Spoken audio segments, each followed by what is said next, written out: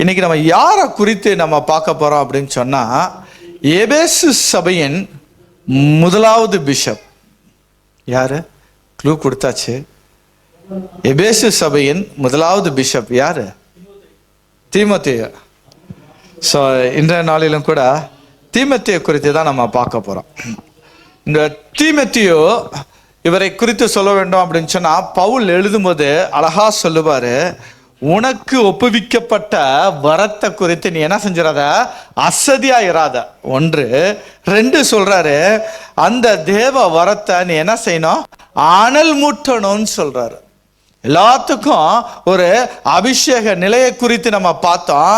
அந்த அபிஷேக நிலையில நம்ம மங்கி போவோமானால் நம்மளுடைய வாழ்க்கையை நம்ம என்ன செய்யப்பட வேண்டும், அனல் மூட்ட வேண்டும் அப்படின்னு சொல்றாரு.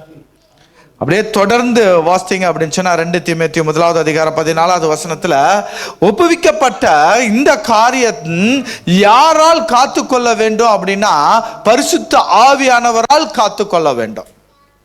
அப்ப பரிசுத்த ஆவியானவருடைய ஒரு வேலை என்ன அப்படின்னு சொன்னா, காத்து கொள்ளுவது. ஸோ அதனால்தான் நம்ம ஆராதனை வேலையிலும் சரி நம்ம என்ன செய்யறோம், ஆவியானவரை கூப்பிடுறோம். நம்ம கூப்பிடுறோம், அழைக்கிறோம். எதற்கு? காத்து கொள்ள வேண்டாம். உன்னிடத்தில் ஒப்புவிக்கப்பட்ட அந்த நட்பொருளை நமக்குள்ளே வாசம் பண்ணுகிற பரிசுத்த ஆவியினாலே காத்துக்கொள் சொல்றார். அப்போ என்ன செய்யப்பட வேண்டாம், காத்து கொள்ள வேண்டாம். அப்படி காத்து கொண்ட ஒரு நபர் தான் யார் அப்படின்னு சொன்னா, தீமோத்தேயு. ஸோ அந்த தீமோத்தேயு குறித்து தான் இன்றைய நாளில நம்ம பார்க்க போறோம். தீமோத்தேயு அப்படின்னு சொன்னா என்ன, அந்த பேருக்கு என்ன அர்த்தம்? ஹானர். அவ்வளவுதான். தீமோத்தேயுனா ஹானர். தேவன் நம்ம இடத்துல சொன்னார்னா நம்மளை ஆசீர்வதிக்கிறார். நம்ம தேவனை பார்த்து சொன்னா நம்ம தேவனை கனப்படுத்துவதற்கு சமமானது. ஓகே, இந்த தீமோத்தேயு குறித்து முதலாவது குறிப்பு என்ன வேதாந்தத்துல இருக்கு? அப்போஸ்தலர் 16:1 வாசிங்க சத்தமா. லிஸ்திராவுக்கும் போனான்.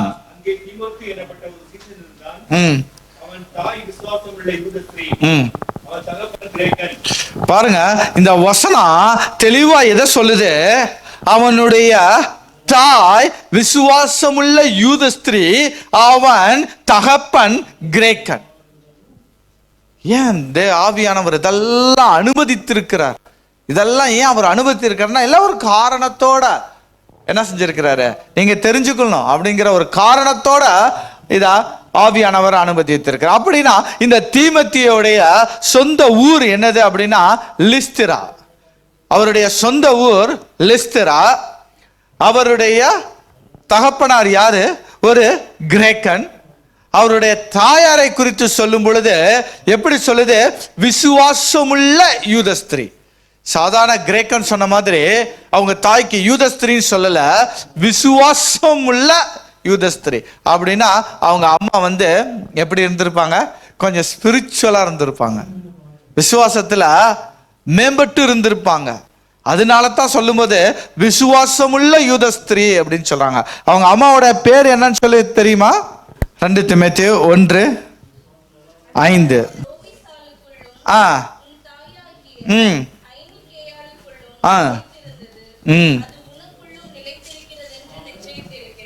இப்போ பவுல் என்ன சொல்றாரு? உனக்குள்ள நீ உங்க அம்மா கிட்ட இருந்த அந்த விசுவாசம், உங்க பாட்டி கிட்ட இருந்த அந்த விசுவாசம் இப்போ உனக்குள்ளயும் இருக்குதுப்பான்கிறாரு.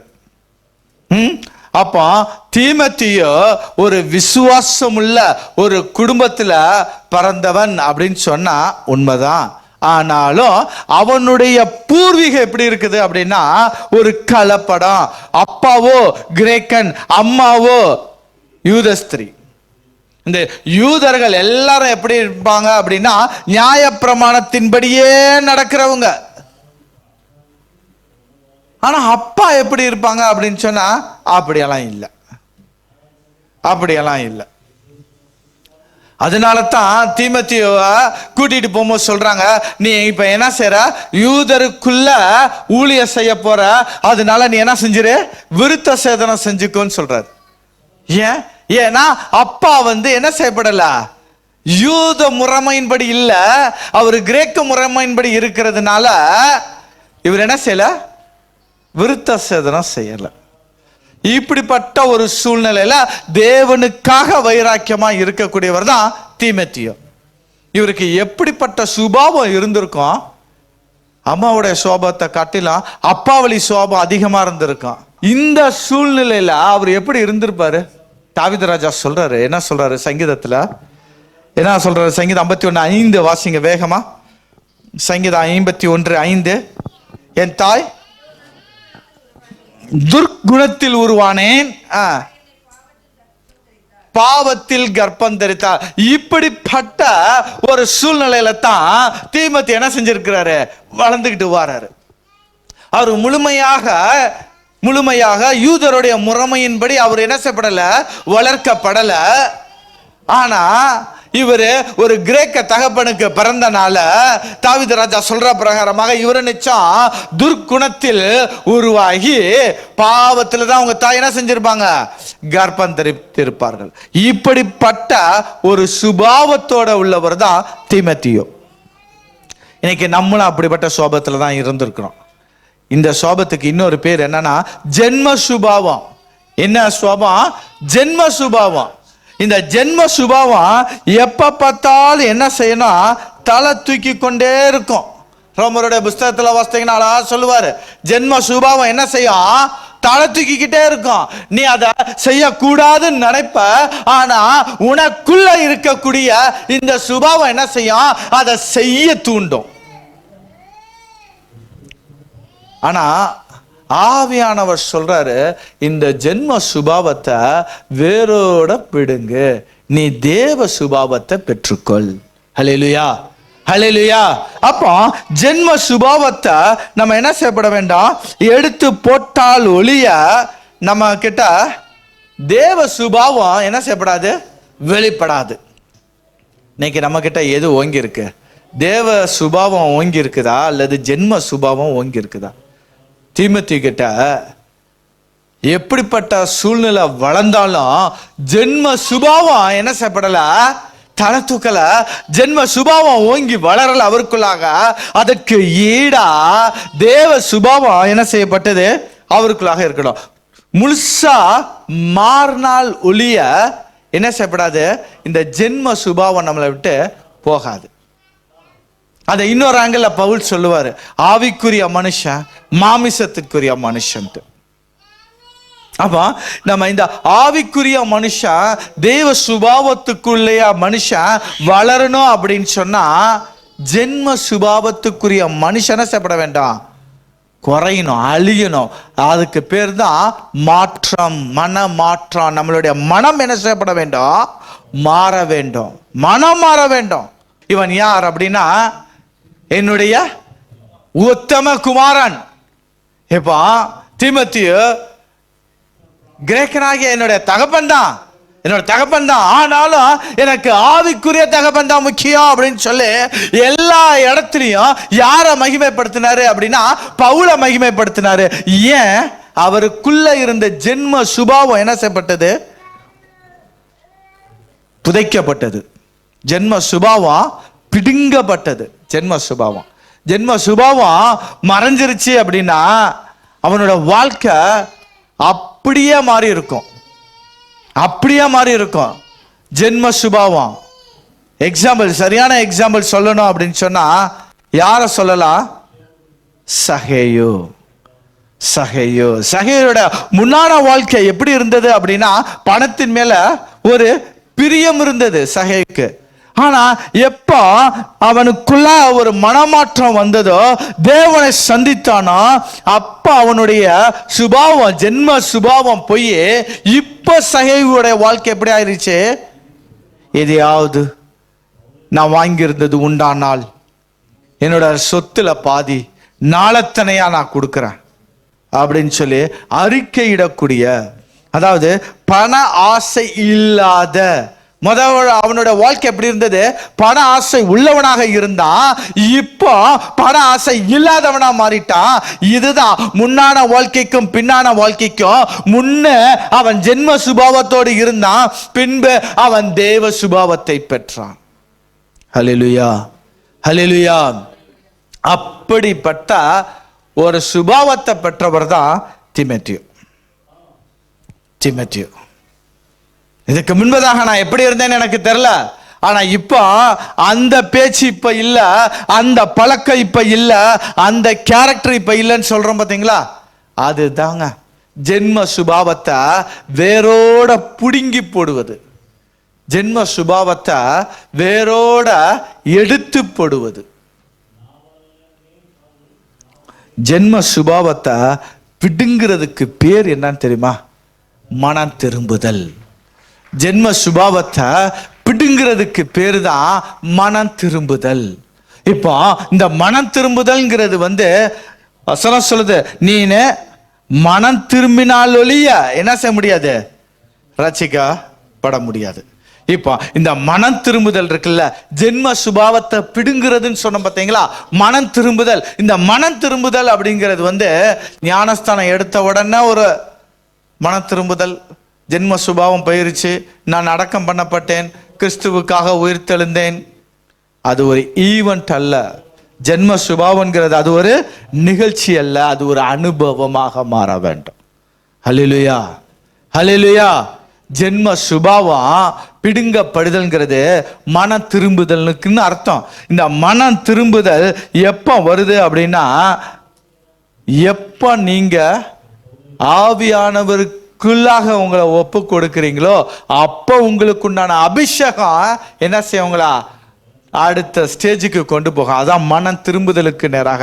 அப்போ மனம் திரும்புதல்ங்கிறது ஒரு ஈவெண்ட் அல்ல, அது ஒரு டேர்னிங் பாயிண்ட் உங்களோட லைஃப்ல. அது ஒரு திருப்பு முனை. அது எத்தனை பேத்துக்குள்ள இந்த திருப்பு முனை வந்திருக்கு? எத்தனை பேத்துக்குள்ள இந்த திருப்பு முனை வந்திருக்கு? ஹல்லேலூயா.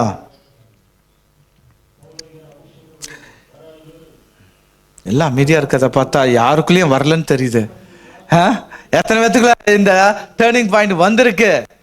ஹல்லேலூயா, ஹல்லேலூயா. தீமோத்தேயுக்குள்ள இது காணப்பட்டது. அவனுக்குள்ள இருந்த அபிஷேகம் அவனை என்ன செய்யப்பட்டது? ஜென்ம சுபாவத்தை எடுத்து தேவ சுபாவத்தை வளர்றதுக்கு அது உதவியாக இருந்தது. இதுதான் தீமோத்தேயுனுடைய வாழ்க்கையில காணப்பட்டது. அதுவே நம்மளுடைய வாழ்க்கையில காணப்படணும். அடுத்த இரண்டாவது குறிப்பாக அதே வசனங்கள் வாசிங்க. அப்போஸ்தலர் 16வது அதிகாரம் 1வது வசனம் மறுபடியும் வாசிங்க. அங்கே தீமோத்தேயு எனப்பட்ட ஒரு சீஷன் எப்படி அறிமுகப்படுத்துதுன்னு பாருங்க.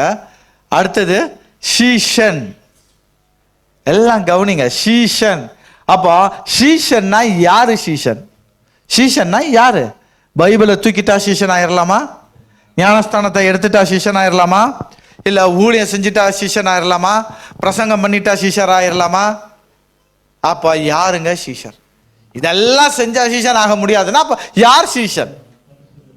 வேதாகம சீஷனை குறித்து ஒரு சில குறிப்புகளை சொல்லுது. அந்த குறிப்புகளை நீங்க அப்படியே எதோட ஒப்பிட்டு பார்க்கணும் அப்படின்னா தீமோத்தேயோட ஒப்பிட்டு பார்க்கணும். ஏன்னா தீமோத்தேயுவை தான் இங்க என்ன சொல்லியிருக்கு? சீஷன் சொல்லியிருக்கு. தீமோத்தேயுவை சீஷன் சொன்ன அந்த வேதாகமா என்ன சீஷன் சொல்லுமா? என்ன சீஷன் சொல்லுமா? அததான் இன்னைக்கு நம்ம பார்க்க போறோம். யார் சீஷன்? எடுத்து வாசிங்க. யோவான் 13வது அதிகாரம் 35வது வசனம். யோவான் 13:35. வேகமா வாசிங்க.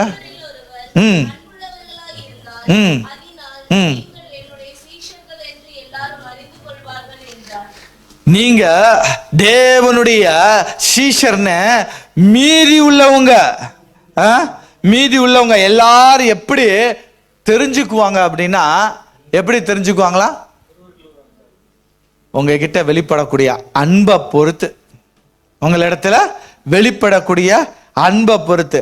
அன்பு இருக்குமானால் என்ன செய்யப்படலாம்? நீங்க சீஷராயிரலாம். அப்ப யார் சீஷன்? யாரிடத்துல அன்பு காணப்படுதோ அவன் தான் சீஷன். அப்ப எல்லாரும் சீஷன் அல்ல. கிறிஸ்துவை தரித்து கொண்டோம், கிறிஸ்துவை நாங்கள் துதிக்கிறோம், கிறிஸ்துவை பறைசாற்றுகிறோம், அதுவும் சீஷன் அல்ல. அப்ப யார் சீஷன்? யார் இடத்துல அன்பு இருக்குதோ அவன் தான் சீஷன். அன்பு சகலத்தையும் தாங்கும், அன்பு சகிக்கும், அன்பு என்ன செய்யும்? இருமாப்பிராது. 1 கொரிந்தியர்ல வாசிக்கிறோம், அன்பு இருமாப்பிராது, அன்பு தாங்கும், அன்பு சகிக்கும். இந்த அன்பு உங்களிடத்துல வருமானால், ஃபர்ஸ்ட் பாயிண்ட் என்ன பாயிண்ட் பார்த்தா, சுயம். இந்த அன்பு உங்களிடத்துல வளருமானால் அந்த சுயம் என்ன செஞ்சிடும்? அப்போ வேரோட உங்களோட சுயம் புடுங்கப்பட்டுச்சுன்னு சொன்னா அடுத்ததா உங்களிடத்துல காணப்படுறது என்னது? அன்பு தான். அன்பு தான். அன்பு இல்லை அப்படின்னா நீ சீஷன் அல்ல. அன்பு இல்லைன்னா நீ சீஷன் அல்ல. அன்பு 2 விதமா இருக்குது. ஒன்று, அன்பு நான் தேவனிடத்துல செலுத்தக்கூடிய அன்பு, அதுதான் வெர்டிக்கல். ஹரிசாண்டல், நான் என்னுடைய அக்கம் பக்கம் சுற்றார இடத்துல நான் காட்டக்கூடிய அன்பு, இதுதான் ஹரிசாண்டல், இதுதாங்க சிலுவை. அப்போ தேவன் சொல்ல, நீ சீஷனா இருக்கணும்னா அன்பு உன் இடத்துல என்ன செய்யப்பட வேண்டும்? காணப்பட வேண்டும். இருக்குது அன்பு. இன்னைக்கு நிறைய விதத்தில் அன்பு இருக்குது. அந்த அன்பு எல்லாம் மாயமான அன்பா தெரியுது. ஸோ நிலையான ஒரு அன்பை நோக்கி நம்ம போகணும். அப்போ தான் நம்ம சீஷராக முடியும். ஓகே, அடுத்தபடியாக சீஷன் யார் அப்படின்னு சொல்லி அடுத்த வசனம் சொல்லுது. லூக்கா 14வது அதிகாரம், லூக்கா 14வது அதிகாரம் 27வது வசனம்.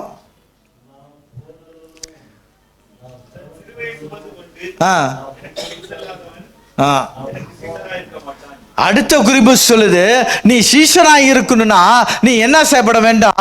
சிலுவையை சுமக்க வேண்டும். சிலுவையை சுமக்க வேண்டாம். நீ சீஷனா இருக்கணும்னா சிலுவையை சுமக்கணும். தீமோத்தேயுவை சீஷன்னு சொன்னாங்கன்னா தீமோத்தேயுவின் இடத்துல அன்பு இருந்தது, அதனால அவனை சீஷனா சொன்னாங்க. அன்பு இருந்தது. அவன் கிரேக்கனையும் நேசித்தான், யூதரையும் நேசித்தான். பவுல் கலாத்திய ஜனங்களுக்கு போன்னு சொன்னா அங்கேயும் போய் என்ன செஞ்சாரு?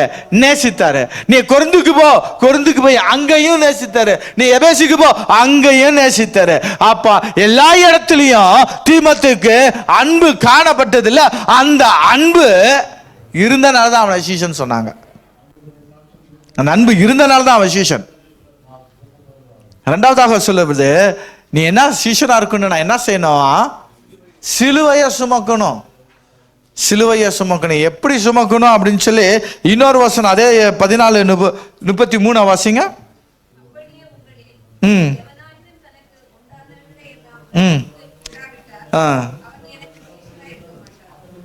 வெறுத்து விடாவிட்டால் நீங்க என்ன செய்யணும்? எல்லாத்தையும் வெறுக்கணும்னு சொல்றாரு. எல்லாத்தையும் வெறுக்கணும். இதுதான் எனக்கு பிடிச்சிருக்கு அப்படிங்கிறது இல்ல, எல்லாத்தையும் நீ வெறுக்கணும். வெறுத்தாத்தான் நீ எதை நேசிக்க முடியும்? தேவனை நேசிக்க முடியும், பிறரை நேசிக்க முடியும், பிறரை நேசிக்க முடியும். இங்க வெறுப்பு அப்படின்னா எல்லாத்தையும் அக்கம் பக்கம் இருக்கவங்க எல்லாம் வெறுங்க, அப்படி அர்த்தம் அல்ல. அது அர்த்தம் அல்ல. அதுக்கு முன்னாடி வாசித்தீங்கன்னா சொல்லலாம், நீ எதெல்லாம் முக்கியம் அப்படின்னு நினைக்கிறியோ அதெல்லாம் நீ வெறுத்துட்டீங்கன்னா மீதி உள்ளது எல்லாம் உனக்கு பெருசா தெரியும், முக்கியமா தெரியும். அப்ப நீ என்ன செய்வ? அவங்களிடத்துல அன்பை காட்டுவ. சோ அது சொல்லுது, நீனு வெறுக்காவிட்டால், அதான் சொல்றாரு, தன்னைத்தானே வெறுத்து, தன்னைத்தானே வெறுத்து சிலுவையை சுமக்கிறவன் தான் சீஷன். தன்னையே வெறுத்தவன் தான் தீமோத்தேயு. ஹல்லேலூயா. தீமோத்தேயு யாருன்னா சும்மா இல்லை, தீமோத்தேயு தன்னைத்தானே வெறுத்தவன். தன்னை வெறுத்தாதாங்க பிறரை நேசிக்க முடியும். தன்னை நேசிச்சா பிறரை நேசிக்க முடியாது. தன்னை நேசிச்சா பிறரை நேசிக்க முடியாது. தன்னை வெறுத்தா பிறரை நேசிக்க முடியும். தன்னைத்தானே வெறுத்து சிலுவையை சுமக்கணும். சிலுவையை சுமக்கணும். அவன் தான் சீஷனா இருக்க முடியும். இல்லைன்னா விசுவாசியா வேணா இருக்கலாம், ஆனா சீஷனா இருக்க முடியாது. அடுத்த வசனம் யோவான் 8:31. யோவான் 8:31.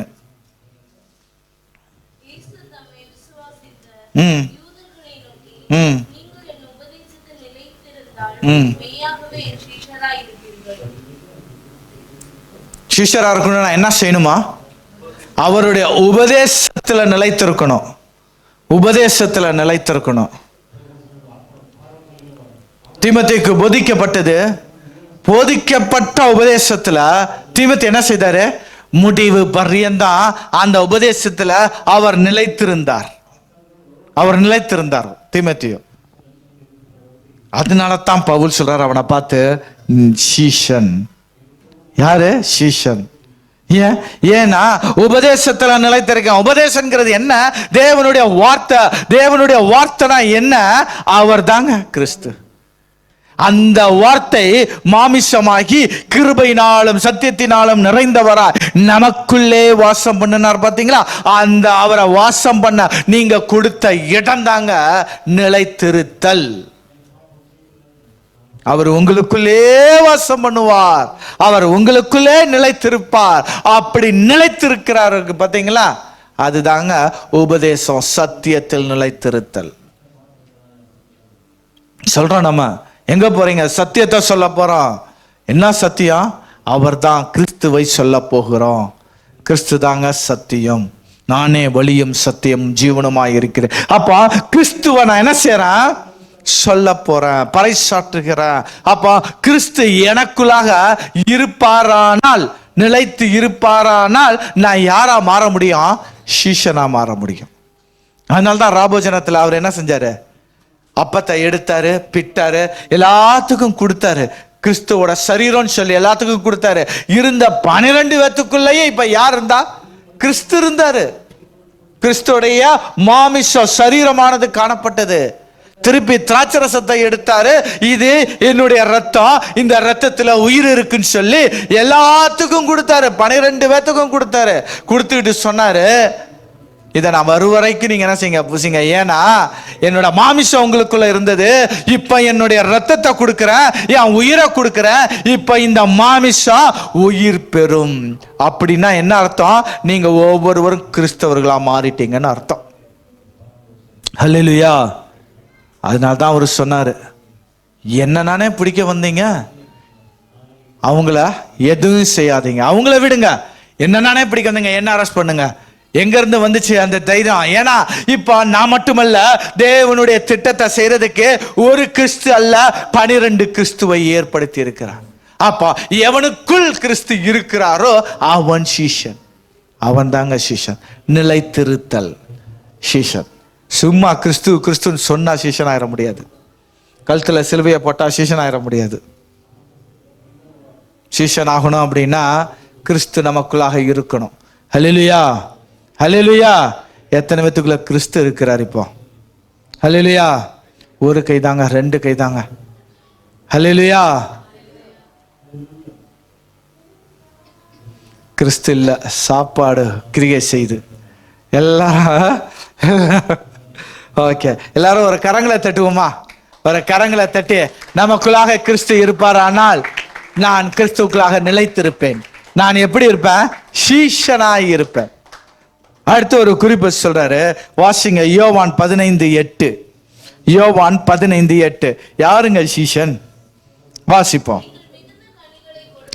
நீங்கள் மிகுந்த கனிகளை கொடுப்பதினால். ஓகே. அப்போ சீஷரா இருக்கணும் அப்படின்னா என்ன செய்யணுமா? மிகுந்த கனிகளை கொடுக்க வேண்டும். மிகுந்த கனிகள். ஏன் இத சொல்றாரு? நீங்க கனி கொடுக்கணும் அப்படின்னா என்ன அர்த்தம்? நீங்க உங்களோட செயலை வெளிக்காட்ட வேண்டும். பிறருக்கு புரோஜனமாக உங்களுடைய செயல் இருக்க வேண்டும். நீங்க செய்யக்கூடிய ஒவ்வொரு காரியமும் புரோஜனமாக. யாருக்கு புரோஜனம்? பிறருக்கு புரோஜனமாக இருக்கணும். நல்ல மரம் தான் கனிய காய்ச்சிருச்சு. காய்ச்ச கனிய மரம் சாப்பிடுமா? மரம் சாப்பிடுமா? சாப்பிடாது. அப்ப அது கனி காய்ப்பது எதற்கு? பிறருக்கு புரோஜனம் உண்டாக தான் மரம் என்ன செய்யுது? கனி காய்க்குது. அப்போ கனி கொடுப்பீர்கள் அப்படின்னு சொன்னா பிறருக்கு புரோஜனமாக இருப்பீர்கள். நற்கிரிகைகளை நீங்க என்ன செய்யணும்? செய்யணும்னு சொல்றார். நற்கிரிகைகளை செய்யுங்க. நற்கிரிகைகளை செஞ்சீங்கன்னா நீங்க என்ன செய்வீங்க? கனி கொடுப்பீர்கள். புரோஜனம், பிறருக்கு புரோஜனமா இருங்க. சுயம் சாகும். பிறருக்கு நீங்க புரோஜனமா ஆகும் பொழுது சுயம் சாகும். தன்னைத்தானே வெறுக்கணும். அதான் பிறருக்கு புரோஜனப்படுதல். 2 தீமோத்தேயு 2-3 வசனங்களை வாசிப்போமே. 2 தீமோத்தேயு 4:11 வாசிங்க. 2 தீமோத்தேயு 4:11.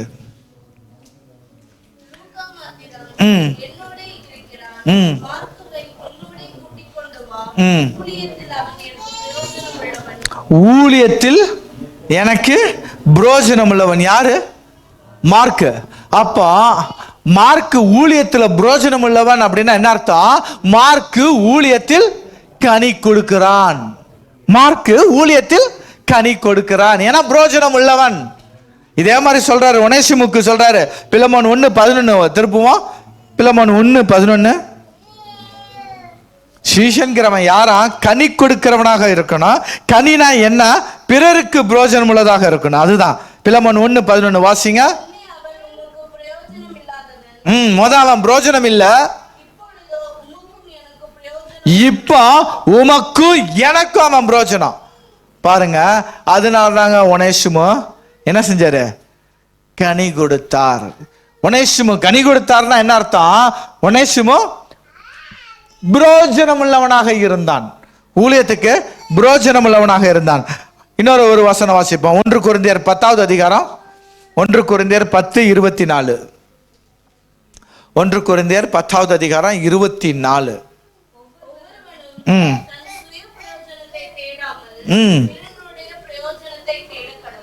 ஒவ்வொருவரும் என்ன செய்யணுமா? சுய புரோஜனத்தை தேடாமல். வாஸ்தவங்க யாருப்பா சொல்லுங்க? சுய புரோஜனத்தை தேடாமல் பிறனுடைய புரோஜனத்தை தேடணும். இதுதாங்க கனி கொடுத்தல். இதுதான் என்னது? கனி கொடுத்தல். அப்போ யார் தான் சீஷரா இருக்கணும்? யார் தான் சீஷரா இருக்க முடியும்? கனி கொடுக்கிறவங்க சீஷரா இருக்க முடியும். பிறருக்கு நான் புரோஜனமா இருந்தேன்னா நான் கனி கொடுப்பேன். அடுத்ததான் சொல்றாரு, உபதேசத்தில் நான் நிலைத்திருப்பேன். உபதேசத்தில் நிலைத்திருக்கிறது. அடுத்ததா சொல்றாரு, சிலுவையை சுமப்பது சீஷன். அதுக்கப்புறம் சொல்றாரு, அன்பு உள்ளவன் சீஷன் சொல்றாரு. இது எல்லாமே யார் இடத்துல இருந்தது? தீமோத்தேயுவின் இடத்துல இருந்தது. இது எல்லாம் தீமோத்தேயுவின் இடத்துல இருந்தது. அதனால தீமோத்தேயுவை பார்த்து என்ன சொன்னாரு? அவன் சீஷன், அவன் சீஷன். அப்போ தீமோத்தேயுவின் இடத்துல நம்ம பார்த்தோம். முதலாவது பாயிண்ட் என்னது? தீமோத்தேயுல பார்த்த முதலாவது பாயிண்ட் சுயம் ஜென்ம சுபாவம் பிடுங்கப்படுதல், மனமாற்றம் பிடுங்கப்படுதல். ரெண்டாவது பார்த்தோம், அவன் யாரு? சீஷன், சீஷன் ரெண்டாவது. மூன்றாவது ஒரு குறிப்பா பார்ப்போம். மூன்றாவது அப்போஸ்தலர், அதே அப்போஸ்தலர் 16வது அதிகாரம் 2வது வசனத்தை வாசிப்போம்.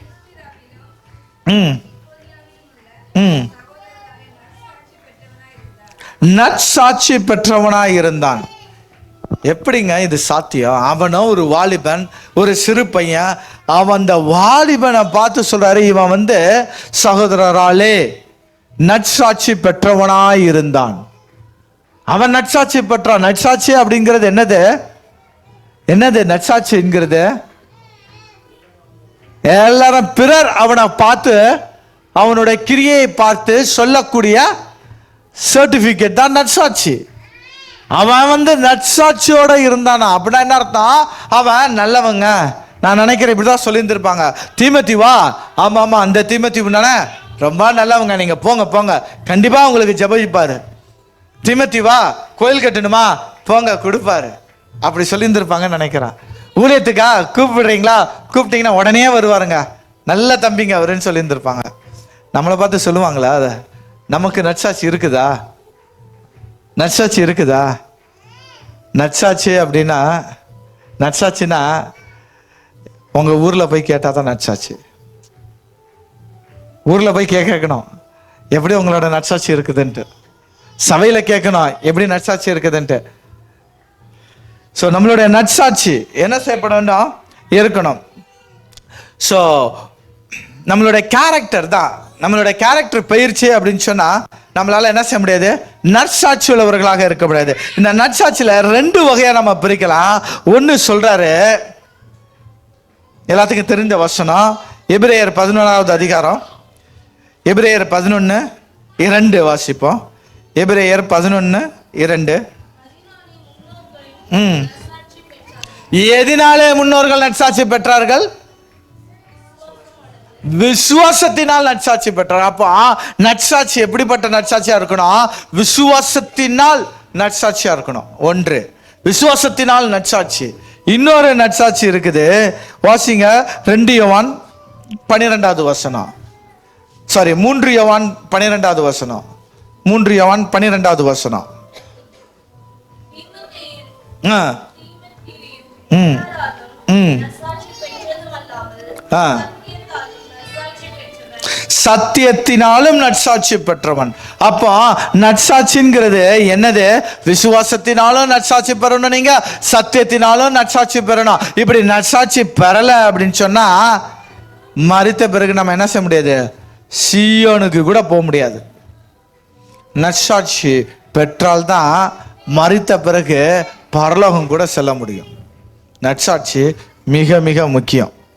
ஒரு சில வசனங்களை மட்டும் பார்த்தீங்க அப்படின்னு சொன்னால், யோவானுடைய புஸ்தகம் 3 யோவான் 9வது வசனத்தை அப்படியே வாசிங்க.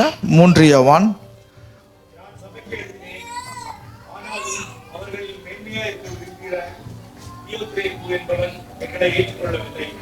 ஏற்றுக்கொள்ளவில்லை. இந்த தொடர்ந்து இந்த வசனங்கள் வாசிங்கன்னா 2-3 காரியங்களை மட்டும் நான் காட்டி கொடுத்துக்கிட்டு அடுத்த பாயிண்ட்டுக்குள்ளாக செல்கிறேன். அப்போ ஏற்றுக்கொள்ளாதவங்க நற்சாட்சி கொடுக்க முடியாது. ஊழியக்காரர்களை ஏற்றுக்கொள்ளாதவங்க, தேவனுடைய வார்த்தையை சுமக்கிறவங்களை ஏற்றுக்கொள்ளாதவங்க என்ன செய்ய முடியாது? நற்சாட்சியாய் வாழ முடியாது. அடுத்தது 10வது வசனம் வாசிங்க. ம் ம் பொல்லாத வார்த்தைகள், தேவையில்லாத வார்த்தைகளை பேசுறவங்க நற்சாட்சியா என்ன செய்ய முடியாது? நற்சாட்சியா இருக்க முடியாது. தேவையில்லாத வார்த்தைகளை பேசுறவங்க நற்சாட்சியா இருக்க முடியாது. தவறா பேசுறவங்க நற்சாட்சியா இருக்க முடியாது. பொய் பேசுறவங்க நற்சாட்சியா இருக்க முடியாது. அப்ப நற்சாட்சியா இருக்கணும் அப்படின்னா இங்க சொல்லக்கூடிய காரியங்கள் எல்லாத்தையும் நீ விட்டா தான் உன்னோட வாழ்க்கையில நீ என்ன செய்ய முடியும்? நற்சாட்சியா இருக்க முடியும். 11வது வசனத்தை வாசிங்க. 10வது வசனத்தை தொடர்ந்து வாசிங்க. ஆ ம் ம் ம் ஏற்றுக்கொள்ள மனதா இருக்கிறவங்களையும் தடை செய்வது நற்சாட்சியோட வாழ முடியாது. அப்போ தடை செய்வது ஊழியத்துக்கு தடை செய்வது நற்சாட்சியா வாழ முடியாது. அதுதான் சொல்றது சத்தியத்தில் நற்சாட்சி. அப்ப நற்சாட்சியா நீ இருக்கணும் அப்படின்னு சொன்னா நீ என்ன செய்யப்படணும்? தடையா இருக்கக்கூடாது. 4 பேர்த்த சபைக்கு கூட்டிகிட்டு வரக்கூடியவனா இருக்கணும். நீங்கெல்லாம் நற்சாட்சியோட இருக்கிறீங்களா? ஹலோ, ஆமேன். யாரெல்லாம் ஆமேன் சொல்லுங்க. ஆமேன், ஆமேன். இல்லையா? 25% தான் இருக்கு. ஆமேன். அப்போ நீங்கெல்லாம் நற்சாட்சியோட இருந்தீங்க அப்படின்னா இந்த நேரம் இந்த சபையை மாத்திக்கிட்டு இன்னொரு பெரிய சபை கட்டி இருக்கணும். ஏன்னா நற்சாட்சிடா தடையா இருக்கக்கூடாது, அழைத்து வரக்கூடியவர்களாக இருக்கணும். சரி, சாட்சியில வளருவோம். நம்ம கடைசியா சொல்லும்போது சொல்றாரு சபைக்கு யூஸ்ஃபுல்லா இருக்கணும். சபைக்கு வாசிங்க அந்த லாஸ்ட் லைனா. தடை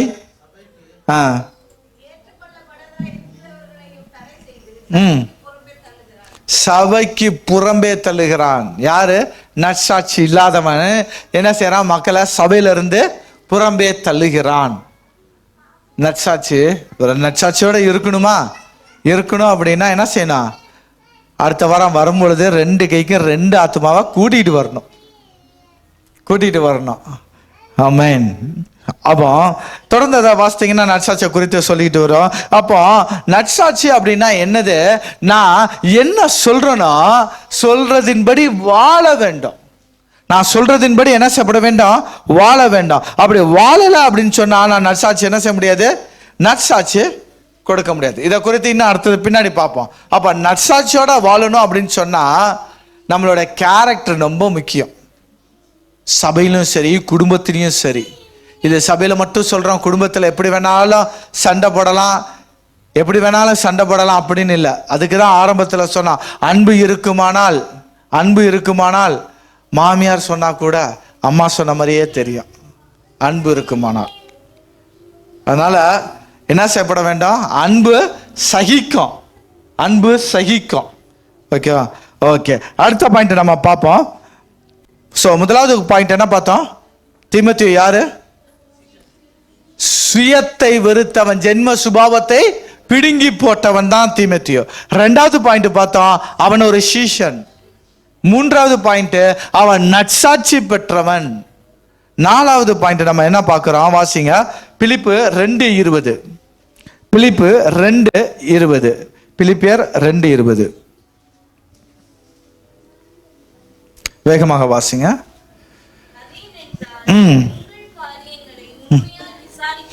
ஒன்று, 4வது பாயிண்ட் இல்லையா? ஃபர்ஸ்ட், அவன் உண்மையாய் விசாரிக்கிறதற்கு. அடுத்தது, என்னை போல மனதுள்ளவன் அவனே அன்றி. எப்படிப்பட்ட ஒரு சர்டிபிகேட் பாருங்க. அழகா சொல்றாரு. இப்ப என்ன போல ஒருத்த உனக்கு வேணும்னா அது யாரதான்? தீமோத்தி தான். தீமோத்தி இல்லாம வேற ஆள் என்கிட்ட கிடையாதுப்பா, வேற ஒருத்தர் என்கிட்ட இல்லைன்ட்டாரு. அவன் முதல் சொல்றாரு, அவன் எப்படியா? உண்மை உள்ளவன் சொல்றாரு. உண்மை உள்ளவன்.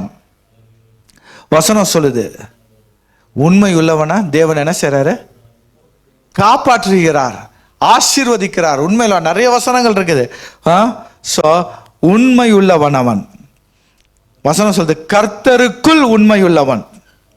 கர்த்தருக்குள் உண்மையுள்ளவன். காணாத தேவனிடத்துல நீங்க உண்மையா இருப்பீர்கள்னா காண்கின்ற உங்களுடைய குடும்பத்திலையும் வேலை ஸ்தலத்திலையும் சபையில நீங்க எப்படி இருப்பீங்க? உண்மை உள்ளவங்களா இருப்பீங்க. காணாத தேவனிடத்துல உண்மையா இருந்தாதான் உங்களுக்கு இங்க உண்மையா இருக்க தோணும். நான் தேவனிடத்துல உண்மையா இல்லை அப்படின்னா அது வெளியரங்கமா காண்பிக்கப்படும். எப்படின்னா உங்களோட சபைகள்ல, உங்களுடைய வேலை ஸ்தலங்கள்ல, உங்களுடைய குடும்பங்கள்ல நீங்க என்ன செய்ய முடியாது? உண்மையா இருக்க முடியாது. அதனால உண்மையா இருந்தான். யாரு? தீமோத்தேயு உண்மையா இருந்தான். 2-3 வசனங்களை வாசிப்போம். 2 தீமோத்தேயு 2:2. 2 தீமோத்தேயு 2:2.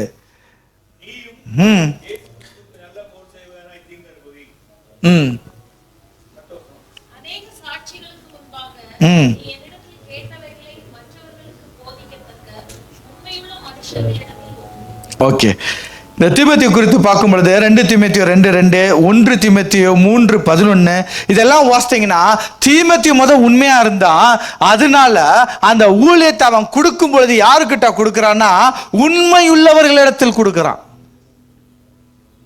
அடுத்ததாக வசனம் சொல்லுது, அவன் அந்த சபையில பொறுப்புள்ள ஒரு பதவியில ஒருங்களை வைக்கிறான் அப்படின்னா அதுலயும் எப்படிப்பட்ட ஆளை வைக்கிறான்? உண்மையுள்ளவர்களை பார்த்து வைக்கிறான். இதுக்கெல்லாம் காரணம் அவன் உண்மையுள்ளவனா இருந்ததுனால தான் அவன் உண்மையுள்ளவனா மாற்றணும்னு நினைக்கிறான். உண்மையுள்ளவன்ட்ட பொறுப்பை கொடுக்கிறான். உண்மையுள்ளவர்களை சேர்த்து கொள்கிறான். உண்மையுள்ளவன். அவனிடத்துல உண்மை இல்லை அப்படின்னா அவனால என்ன செய்ய முடியாது? அதை சக்சஸ்ஃபுல்லாக செய்ய முடியாது. உண்மை அப்படிங்கிறது மிக மிக மிக முக்கியம். அது நம்மளுடைய லைஃப் ஸ்டைலாக மாறணும். உண்மைங்கிறது நம்ம லைஃப் ஸ்டைலாக மாறணும். இன்னைக்கு நிறைய பேர் உண்மையாக என்ன செய்யப்படுறதில்ல? சத்தியத்தை சத்தியமாக சொல்றதில்ல. அதுவே ஒரு உண்மை இல்லாத தன்மை தான். சத்தியத்தை சத்தியமாக சொல்ல ஒரு வசனத்தை வாசிப்போமே. 1 கொரிந்தியர் 4:17. 1 கொரிந்தியர் 4வது அதிகாரம் 17வது வசனம்.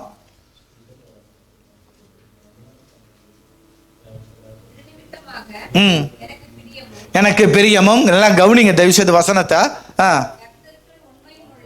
கர்த்தருக்குள் உண்மையுள்ள என் குமாரனாகிய தீமோத்தேயுவே உங்களிடத்தில் அனுப்பினேன். நான் எங்கும் எந்த சபையிலும் போதித்து வருகிற பிரகாரம் கிறிஸ்துவுக்குள்ளான என் நடக்கைகளை.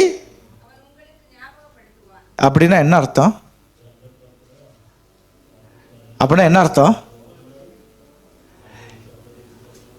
நான் தீமோத்தேயு வந்தானா நான் எங்க போக சொன்னாலும் போவான். அது மட்டும் இல்ல, நான் என்ன சொல்லணும் அதே நான் எப்படி போதிக்கிறேனோ அதே மாதிரியே போதிப்பான். எல்லாத்துக்கும் மேல நான் எப்படி நடந்தேன்னு உங்களுக்கு தெரியுமில்ல, அதே மாதிரி அவன் நடப்பாயா. அவனோட நடக்கையை பார்த்தீங்கன்னா உங்களுக்கு நான் என்னோட நடத்தை உங்களுக்கு ஞாபகம் வரும்ங்கிறார். சரிதானா? அப்படின்னா அந்த வசனம் சொல்லப்படுது, நான் உங்களுக்கு எந்த சபையிலும் போதித்து வருகிற பிரகாரமாக கிறிஸ்துவுக்குள்ளான என் நடைகளை அவன் உங்களுக்கு ஞாபகப்படுத்துவான். அப்படின்னா என்ன அர்த்தம்? எப்படி குரு போனாரோ அதே போல சீஷன் போகணும். குருவை போல சீஷன் மாறணும். பவுலை போல மாறினவன் தாங்க தீமோத்தேயு. அதனால்தான் பவுல் சொல்றாரு உண்மையுள்ளவன். அவன் யார்? உண்மையுள்ளவன். இந்த உண்மையுள்ளவன் நான் எப்படி போதிக்கிறேனோ அதே மாதிரி போதிப்பான், மாத்தி போதிக்க மாட்டான். ஐயோ இவங்க வந்துட்டாங்க, இவங்க தப்பா நினைப்பாங்க, மனசு கஷ்டமா இருக்கும், மாத்தி போதிக்காதவன் தான் தீமோத்தேயு. மத்தேயுனுடைய புஸ்தகம் 23வது அதிகாரம் 3வது வசனமோ, மத்தேயு 5:19 எடுத்து வச்சுக்கோங்க. மத்தேயு 23:3 முத பார்ப்போம். வாசிங்க.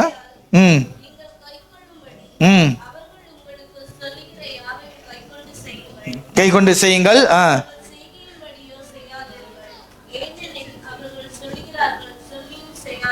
அவர்கள் சொல்றாங்க, ஆனா சொல்றபடி அவங்க என்ன செய்யல, செய்யறது இல்ல. அதனால அவங்கள செய்யறது பிரகாரமாக நீங்க என்ன செய்யாதீங்க, செய்யாதீங்க. எவ்வளவு பெரிய இது அசிங்கம். என்ன போதிக்கிறோமோ போதிக்கிறதின்படி நடக்கிறவன் தீமோத்தேயு. இன்னொரு வசனம், சொன்ன வசனம் வாசிங்க. மத்தேயு 5:19. நல்லா பார்க்கணும் இந்த வசனத்தை, பலமுறை நம்ம படிச்சிருக்கோம்.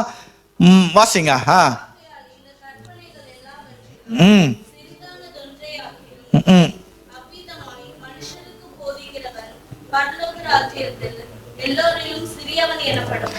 நிறுத்துவோம்.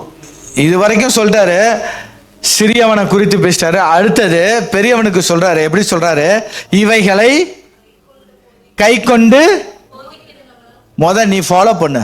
கை கொண்டு போதிக்கிற, நீ போதித்து நீ கடைபிடிக்காம இருக்காதப்பா, நீ கடைபிடிச்சத நீ போதி.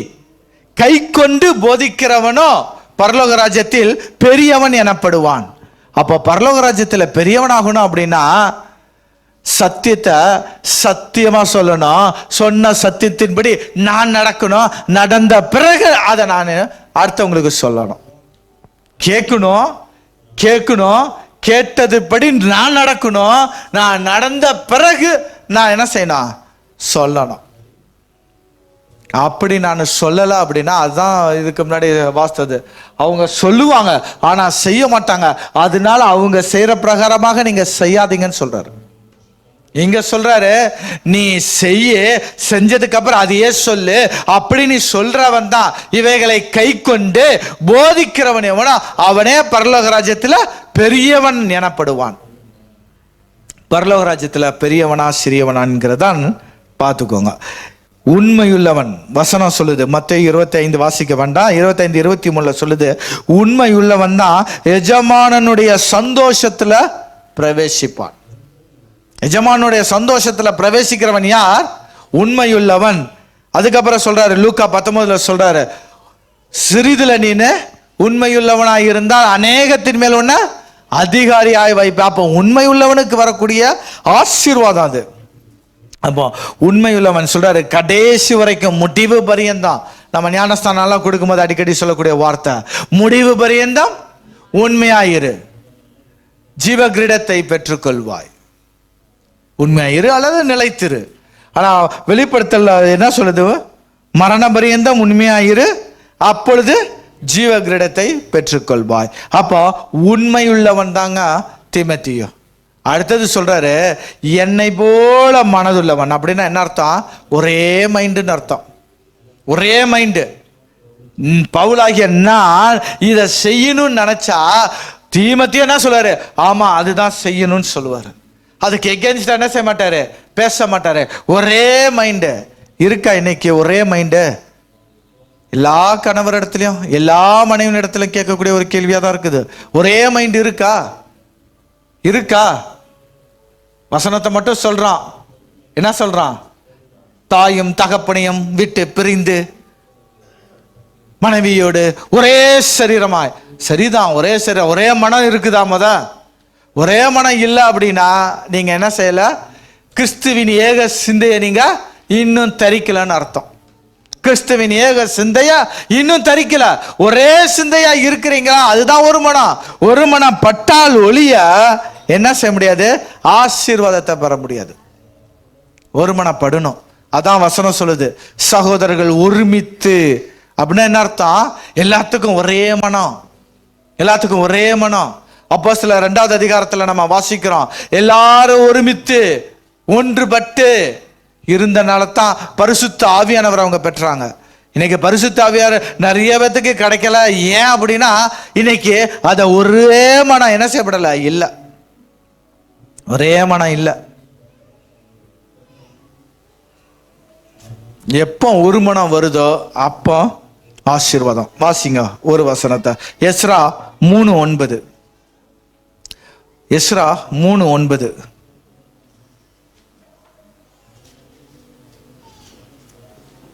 வேகமா வாசிங்க. எஸ்ரா 3:9.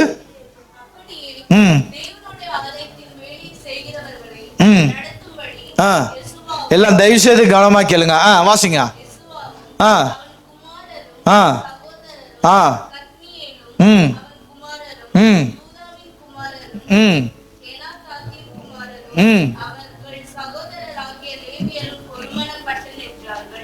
இவங்க பிரிந்து இருந்தாங்கன்னா அந்த ஆலயம் கட்ட முடிஞ்சிருமா? பிரிந்து இருந்தாங்கன்னா அந்த ஆலயம் கட்ட முடிஞ்சிருக்குமா? அப்போ அவங்க எல்லாம் ஒருமனப்பட்டு நின்றதுனால ஆலயம் என்ன செஞ்சது? கட்டப்பட்டது. ஒருமனப்பட்டு நின்றதுனால ஆலயம் கட்டப்பட்டது. அப்படி என்றால் ஒருமனப்படலை அப்படின்னு சொன்னா இந்த ஆலயமும் கட்ட முடியாது, இந்த ஆலயமும் கட்ட முடியாது. அப்போ ஒரு மனம் பட வேண்டும். கணவன் மனைவி ஒருமனப்பட்டால் ஒழிய சபையும் கிறிஸ்துவும் ஒருமனப்பட முடியும். இந்த ஆலயம் தான் நான் ஒருமனப்படலை அப்படின்னு சொன்னா எப்படி கிறிஸ்து எனக்குள்ளாக வருவாரு? கிறிஸ்து எனக்குள்ளாக வந்தாதான் இந்த சபையும் கிறிஸ்துவும் என்ன செய்ய முடியும்? ஒருமனப்பட முடியும். நீ ஒருமனப்பட்டாதான் ஆலயத்தை கட்ட முடியும். ஒருமனப்படலைன்னா ஆலயத்தை கட்ட முடியாது. ஹல்லேலூயா, ஹல்லேலூயா. இப்ப பக்கத்தில் கேளுங்க, எல்லாம் ஒருமனப்பட்டிருக்கீங்களா? ஒருமனப்பட்டிருக்கீங்களா? மாமியார் சொன்னா நல்லதா தெரியுதா? இல்ல மாமனார் சொன்னா நல்லதா தெரியுதா? நண்பர்கள் சொன்னா நல்லதா தெரியுதா? சகோதரர் சொன்னா நல்லதா தெரியுதா? அப்படியெல்லாம் நல்லதா தெரியணும். தெரிஞ்சாதான் நீங்க ஒருமனப்பட்டிருக்கீங்கன்னு அர்த்தம். இல்லைன்னா நீங்க இன்னும் ஒருமனப்படலைன்னு அர்த்தம். நீங்க தீமோத்தேயுனுடைய அபிஷேகத்தை நீங்க என்ன செய்ய முடியாது, பெற முடியாதுன்னு அர்த்தம். ஸோ ஒருமனப்படணும். ஒருமனப்பட்டால் ஒழிய என்ன செய்ய முடியாது. சொல்றோம்ல, வேலை ஸ்தலத்தில் போய் சொல்றோம்ல பாஸ்கிட்ட, டீம் ஒர்க். அந்த டீம் ஒர்க்கு தாங்க இது. அந்த டீம் ஒர்க்கு தான் இது. இந்த ஒருமனங்கிறது எங்கேயோ புது வார்த்தைன்னு நினைக்க கூடாது. நீங்க வேலை ஸ்தலத்தில் சொல்லக்கூடிய டீம் ஒர்க்கு தான். உங்களுடைய டேபிளுக்கு மேலே ஒட்டி வச்சிருப்பீங்க டீம் ஒர்க். நான் டீம் ஒர்க் பண்ணியிருந்தேன்னா நானும் என் மனைவியும் ஒருமனப்பட்டிருப்போம். நாங்கள் ஒருமனப்பட்டிருந்தோன்னா கிறிஸ்துவும் நாங்களும் ஒருமனப்பட்டிருப்போம். இங்கேயே ஒருமனம் இல்லை, அப்புறம் எதுக்கு நம்ம டீம் ஒர்க்னு சொல்கிறோம்? இனி டீம் ஒர்க்கை பார்க்கும்போது தோணணும், நான் தேவனோட குடும்பத்தில் டீம் ஒர்க்காக இருக்கிறேன்னா தேவனோட டீம் ஒர்க்காக இருக்கிறேனாங்கிறது உங்களுக்கு தோணணும். எல்லாத்துக்கும் ஒருமனப்படணும். ஒருமனப்படலை அப்படின்னா ஒன்றும் செய்ய முடியாது. ஆனா தீமோத்தேயு குறித்து அவர் சொல்லும்போது சொல்றாரு, அவன் உண்மையுள்ளவன் மட்டுமல்லப்பா, அவன் எப்படிப்பட்டவன்? என்னுடைய மனதை போன்று ஒருமனப்பட்டவன், என்னோட மனதை போன்று உள்ளவன் பாவா தீமோத்தேயு. அவனை போல என்கிட்ட வேற ஆளே கிடையாதுப்பா. என்கிட்ட இருக்கிறதுல பெஸ்ட். ஏன்னா எனக்கு என்ன நினைக்கிறேன் அதே தான் அவன். இன்னைக்கு அங்க போகணும்னு நான் நினைப்பேன், அவன் சொல்லிட்டு இருப்பான் இன்னைக்கு அங்க போகணுன்ட்டு. அதுதாங்க ஒருமனம். அதுதான் ஒருமனம். முதலாவது நம்ம பார்த்தோம், சுயம் சாக வேண்டாம், ஜென்ம சுபாவம் பிடுங்கப்படணும். ரெண்டாவது பார்த்தோம் சீஷன். மூன்றாவது பார்த்தோம் நட்சாட்சி. நாலாவது பார்த்தோம் ஒருமனப்படுதல், என்னை போன்ற மனதுள்ளவன், ஒன் மைண்ட். நாலாவது நம்ம பார்த்தோம். ஐந்தாவதாக வேதாமத்தை திருப்புவோம். ஐந்தாவதாக வேகமா வாசிப்போம். பிலிப்பியர் 2:22. பிலிப்பியர் 2:22.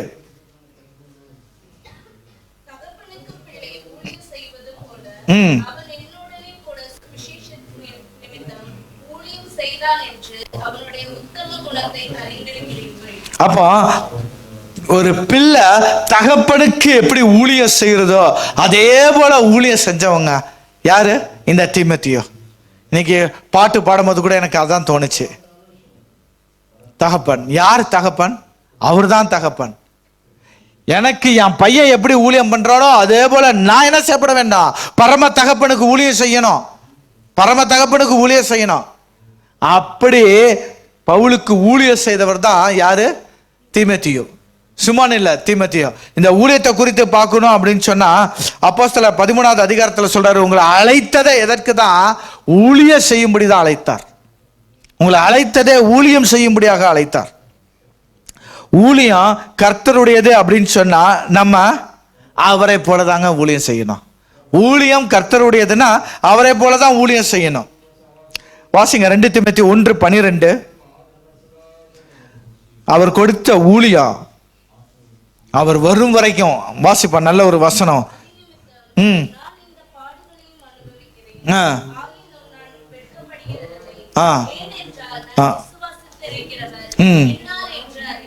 இன்னார் என்று அறிவேன்.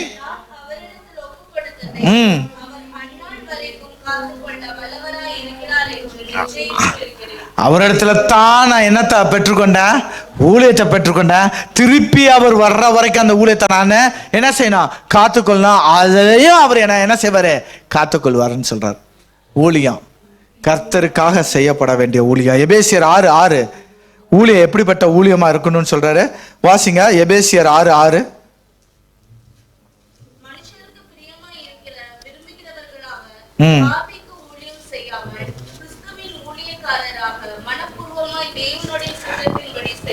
தீமோத்தேயுவை பார்த்து சொல்றாரு, ஒரு தகப்பனுக்கு எப்படி ஊழியம் செய்யறானோ அப்படி ஊழியம் செய்யறான்னு சொல்றாரு. அப்படின்னா என்ன அர்த்தம்? உண்மையுமா மனுஷன் பார்க்கிற விதமாய் பார்வைக்கு ஊழியம் செய்யாதபடி மனப்பூர்வமாய் ஊழியம் செய்தவனா இருக்கணும். இந்த தீமோத்தேயு மனப்பூர்வமாய் ஊழியம் செய்தவனா இருக்கணும். கொலோசியர்ல சொல்றாரு, கபடம் இல்லாத இருதயத்தோடு ஊழியம் செய்யுங்கள்ங்கிறாரு. அப்படிதான் ஊழியம் செஞ்சிருப்பாருன்னு நினைக்கிறேன் தீமோத்தேயு. ஸோ அப்படிப்பட்ட ஒரு ஊழியம் செய்ததுனால தான் அவர் சொல்றாரு, என்ன செய்றாரு? இவன் என்னுடைய குமாரன் சொல்றாரு, உத்தம குமாரன்கிறாரு. 6வது பாயிண்ட்டுக்கு நேராக நம்ம போவோம். 6வது பாயிண்ட்ல சொல்றாரு, மாயமற்ற விசுவாசம் சொல்றாரு. மாயமற்ற விசுவாசம் யார் இடத்துல இருந்தது? தீமோத்தேயுவின் இடத்துல மாயமற்ற விசுவாசம். விசுவாசம் அப்படிங்கிறது என்ன? காணப்படுகிறவர்களின் நம்பப்படுகிற உறுதியும் காணப்படாதவைகளின் நிச்சயம் விசுவாசம். விசுவாசங்கிறது வார்த்தையினால் கட்டப்பட வேண்டும். வார்த்தையினால் கட்டப்படலைன்னு சொன்னா நிச்சயம் உங்களோட வாழ்க்கையில புயல் வரும், காற்று வரும், மழை வரும் பொழுது உங்களுடைய ஜீவியம் என்ன செய்யப்படும்? ஆட்டங்காணும். விசுவாசத்தினால் கட்டப்பட்டால் ஒழிய என்ன செய்ய முடியாது? உங்களுடைய ஜீவியம் நிலைத்து நிற்காது. யாக்கோபு 2:26 சொல்றாரு, விசுவாசம் அப்படிங்கிறது எப்படி இருக்கணுமா? ஜீவன் உள்ளதாக இருக்கணும். ஜீவன் உள்ளதாக இருக்கணும் அப்படின்னா கையை அசைக்கணும், காலை அசைக்கணும். இல்லைன்னா அந்த விசுவாசம் செத்த விசுவாசம். அந்த விசுவாசம் செத்த விசுவாசம். நான் சின்ன பிள்ளைங்களுக்கு அடிக்கடி சொல்றது, காயினும் ஆபேலும் என்ன செஞ்சாங்க? காணிக்கை கொண்டு போனாங்க. கடவுள் ஆபேலுடைய காணிக்கையை அங்கீகரித்தார், காயினுடைய காணிக்கை அங்கீகரிக்கல. ஏன்னா காயினுடைய காணிக்கை அசையல, ஆபேலோட காணிக்கை அசைந்தது. அசைஞ்சு என்ன காட்டிச்சு? எனக்கு உயிர் இருக்குன்னு காட்டிச்சு, செத்ததல்ல. விசுவாசம் ஜீவனுள்ளதாக இருக்கணுமே தவிர செத்ததாக இருக்கக்கூடாது. அப்ப கிரிகை இல்லாத விசுவாசம் செத்தது. அப்போ உங்களோட விசுவாசம் எப்படி இருக்கணும்? செத்த விசுவாசமா இருக்கக்கூடாது, ஜீவனுள்ள விசுவாசமாக இருக்கணும். விசுவாசம் 2வது, விசுவாசம் சோதிக்கப்படும். சோதிக்கப்பட்டால் ஒழிய அந்த விசுவாசம் பலப்படாது. Tested faith become stronger faith. Tested faith become stronger faith. விசுவாசம் சோதிக்கப்பட தான் அது பலமாக மாறும். அது பலமாக மாறும் விசுவாசம். சில நேரத்துல விசுவாசம் தாமதமாகும், சில நேரத்துல நம்ம விசுவாசத்தை என்ன செஞ்சிடறோம்? காத்திருக்க வைக்கிறோம். வித்தியாசங்கள் இருக்குது. காத்திருப்பு அப்படிங்கிறதுக்கும் தாமதம்ங்கிறதுக்கும் வித்தியாசம் இருக்குது, புரிந்து கொள்ளணும். ஏன்னா ஆபகுக்குள்ள சொல்றாரு, விசுவாசம்ங்கிறது எப்படி இருக்குமா? உனக்கு ஏற்ற காலத்துல தரிசனம் வைக்கப்பட்டிருக்கு, வைக்கப்பட்டது நிறைவேற வரைக்கும் நீ காத்திருன்னு ஒரு இடத்துல சொல்றாரு. ஆனா இன்னொரு இடத்துல சொல்றாரு, விசுவாசம் என்ன செய்யப்படும்னா கீழ்ப்படியணும். விசுவாசம்ங்கிறது கீழ்ப்படிதல். நோவா மலையை பார்க்கல, ஆனாலும் என்ன செஞ்சாரு? விசுவாசித்தார், அதனால் கீழ்ப்படிந்தார். தாமதமா செய்வது அப்படிங்கிறது அவிசுவாசத்தை குறிக்கும். அப்ப தாமதம் வேறு, காத்திருப்பு வேறு. காத்திருப்பு அப்படின்னு சொன்னா காட் இன்னும் ப்ரிப்பேர் பண்ணிட்டு இருக்கிறாருன்னு அர்த்தம். காட் காத்திருப்பு அப்படின்னா அவர் ப்ரிப்பேர் பண்ணிட்டு இருக்காரு, நான் ரெடி, அவருக்காக நான் ரெடி, ஆனா அவர் ப்ரிப்பேர் பண்ணிட்டு இருக்கார். இதுதான் காத்திருப்பு. தாமதம் அப்படிங்கிறது காட் ரெடியா இருக்கிறாரு, ஆனா நான் டிலேயா இருக்கிறேன்னு அர்த்தம். புரிஞ்சிருக்கும்னு நினைக்கிறேன். காத்திருப்பு வேற, தாமதம் வேற. நான்காவதாக இந்த விசுவாசத்திலே பார்த்தீங்கன்னா நிறைய காரியங்கள். இந்த விசுவாசம் வசனம் சொல்லுது 1 யோவான்ல, உங்கள் விசுவாசமே உலகத்தை ஜெயிக்கின்ற ஜெயம். அப்ப விசுவாசங்கிறது தடைகளை தகர்த்தெறியும். விசுவாசம் மலைகளை, அதான் சொல்றாரு, கடுகளவு விசுவாசம் இருந்தால் மலையை பார்த்து பெயர்ந்து போ. என்ன அர்த்தம்? கடுகு அளவு குறித்து சொல்றாரு. சிறிதளவு விசுவாசம் இருக்குமானால் பெரிய காரியத்தை நீ என்ன செய்வாய். அப்போ விசுவாசம் இருக்குமானால் மலைகளை கூட நீங்க என்ன செய்ய முடியும். அதுக்கப்புறம் சொல்றாரு விசுவாசம் உள்ள ஜெபம். விசுவாசம் உள்ள ஜெபம் பிணியாளியை குணமாக்க. விசுவாசம் என்ன செய்யப்படும்? குணமாக்கும், சுகத்தை கொடுக்கும். விசுவாசம், இன்னும் விசுவாசத்தை குறித்து சொல்லிக்கிட்டே போகலாம். இப்படிப்பட்ட விசுவாசம் யார் இடத்துல காணப்பட்டது அப்படின்னு சொன்னா மாயமற்ற விசுவாசம். இந்த விசுவாசம் தீமோத்தேயுல காணப்பட்டது. அதனால பவுல் சொல்றாரு அவன் மாயமற்ற விசுவாசம் உள்ளவன் தீமோத்தேயு. இன்னும் நிறைய காரியங்கள் இருக்கு, நம்ம யாவரையும் எழுந்திருப்போம். அப்ப தீமோத்தேயுனுடைய வாழ்க்கையில நம்ம பார்த்தோம் அப்படின்னு சொன்னா உத்தம குமாரன் சொல்றாரு. ஏன் உத்தம குமாரன்? பர்னபா அவரோட வேலை செஞ்சவர் தான், சீலா வேலை செஞ்சவர் தான், லூக்கா அவரோட வேலை செஞ்சவர் தான், தீத்து பவுலோட வேலை செஞ்சவர் தான், ஜான் மார்க் பவுலோட வேலை செஞ்சான், காயு, தேமா, எப்பாபிரா, ஆக்கிலா, பிரிஸ்கிலா, அப்பலோ, இவங்க எல்லாருமே பவுல் கூட வேலை செய்தவங்க தான். ஆனாலும் அவங்களெல்லாம் பார்த்து உத்தம குமாரன் சொல்லல, தீமோத்தேயை பார்த்து சொன்னார் உத்தம குமாரன்ட்டு. இன்னைக்கு தேவன் நம்மளை பார்த்து சொல்லணும், உத்தம குமாரனை, உனக்காக ஆயத்தப்பட்ட இடம் ரெடியா இருக்கு, நீ வான்னு சொல்லணும். நம்ம என்ன சொல்லணும்? இவருக்காக காத்திருந்தேன், இவருடைய ரட்சிப்புக்கு நான் களி கூறுவேன்னு சொல்லணும். அப்படிப்பட்ட ஒரு நல்ல நேரத்துக்காக நம்ம காத்திருப்போம். நம்ம யாவரும் எழுந்திருப்போம்.